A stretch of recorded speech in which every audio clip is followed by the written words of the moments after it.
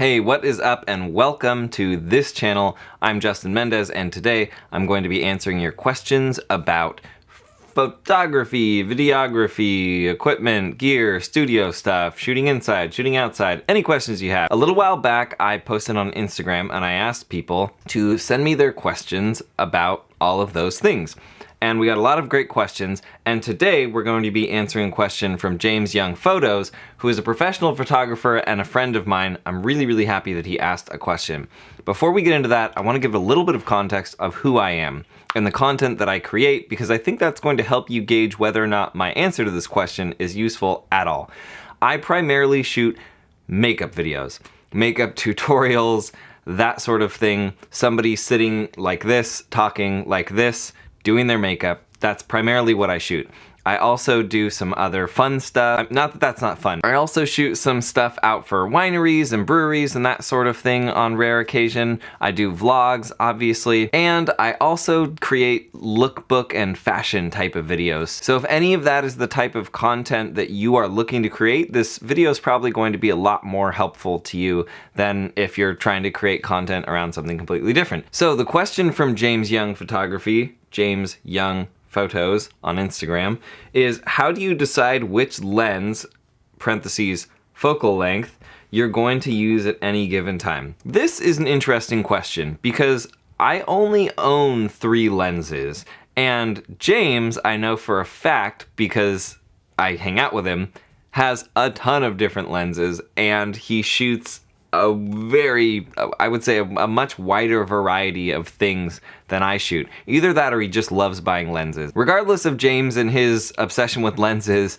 I only have 3 lenses and I really only use 2 of them. I have the one that you're seeing now, which is a 7 to 14 millimeter wide angle lens. I'll link to all these in the description. This lens I use for videos like this, when I want to have a lot of space but I'm actually physically in a pretty small space. And I also use this lens for vlogging when I am actually the one talking to the camera, or if I'm filming somebody else talking to the camera. So we're here in Napa. We're headed to the new Lush store, which opens in like 5 minutes for the first time ever. So I'm really excited because I've never seen an untouched Lush store. The reason I use that lens and when I pick that lens is when I want to give context to whatever I'm filming. It's the first time we're doing our influencer meetup here at St. Clair Brown.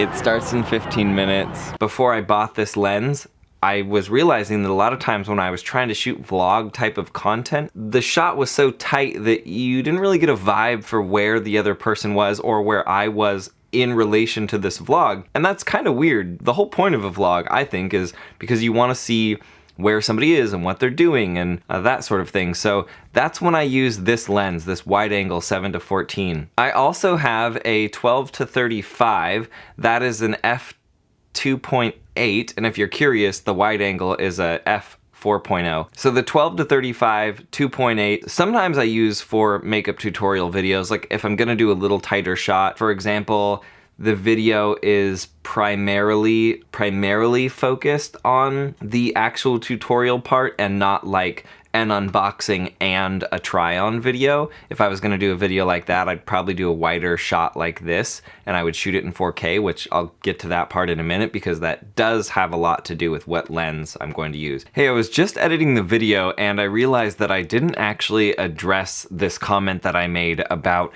shooting in 4K versus shooting in 1080p. So all I meant by that comment was that if I'm going to shoot in 4K, it means that I can zoom in my editing software without getting a poor quality image. So I can zoom in to like 200% before the video quality starts going downhill, because even though I'm shooting in 4K and zooming in 200%, I'm then exporting my video in 1080p. So I'm taking that 4K video and squishing it down. So it's like, you know, zooming in and stretching it out and then squishing it back down when I export it. That might sound a little bit weird if you're not super familiar with it. So if you want me to do a tutorial on that and how you can zoom in on videos in post without having to have a zoom lens, let me know and I'll make a video about that. If I want a tighter shot, then I'm obviously going with my 12 to 35. When I'm shooting more B-roll type stuff, so the stuff in the vlog that's not just somebody talking, I tend to use the 12 to 35 lens for that kind of stuff as well. Part of the reason for that is because I can get that 2.8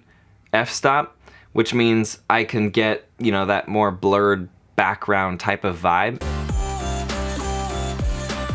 And for some videos, that's the vibe I want to go for. Another time that I might use that 12 to 35 is if I'm filming a video of somebody where they are doing like an unboxing, and I want to be able to pan and zoom in on that product for kind of a different vibe. So an example of this is my brother, who is a developer making games for like VR and AR. So he works with Oculus and, you know, the other VR companies. He just got sent a box and I did an unboxing with him. And I shot that video entirely on my 12 to 35 because when he pulled a product out of his box that he was unboxing, I wanted to be able to zoom in and get a nice tight shot of that product as he was pulling it out. And then I wanted to be able to zoom out and still have that shot of him standing there talking. For the people that don't know, this came out pretty recently. It's only $199. In my opinion, this is the best first step into VR. So the 12 to 35 is an awesome lens for those reasons. Also, I have a little variable ND filter for that lens, as where this 7 to 14, there's no way to thread a ND filter onto this lens, which means if it's really bright outside, I can throw an ND filter on. We'll do a video about ND filters too. If you don't know what they are, leave a comment, tell me that you want a video and I'll create a video about it. If you do know what ND filters are, then you know I can throw one onto my camera and change a really bright day into a really beautiful day and still get that 2.8 f-stop and that blurry background without letting too much light in. And for video, that means I can also keep my shutter speed where I want it to be. Again, if any of this is stuff you want to learn more about, leave it in the comments. I'll make a video and answering that question. The last lens that I have was, I want to say it was like $150, maybe $125. Super, super cheap compared to these other two lenses, which I think each of these were $900. This third lens is a 25 millimeter. I got it because from everything I read online, it was the closest thing where I could get that 50 millimeter, that nifty 50 feel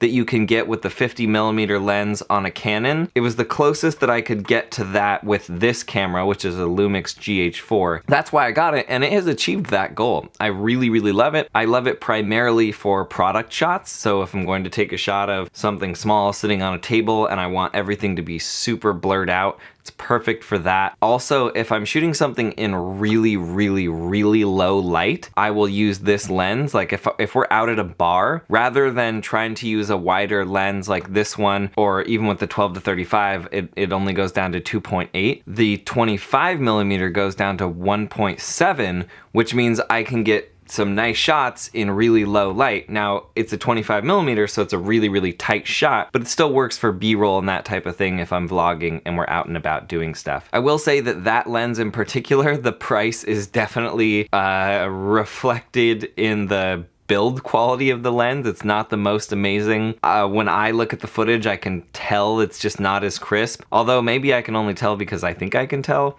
It's a decent lens. It really is. I'm really happy with it. And I would say it's 100% worth the money. You know, like I said, the build quality isn't as amazing as these other lenses. I hope that was super helpful. So again, if you have any follow-up questions or comments, leave them down below and I will make a video answering your next questions. Thanks so much for watching. I hope this was helpful.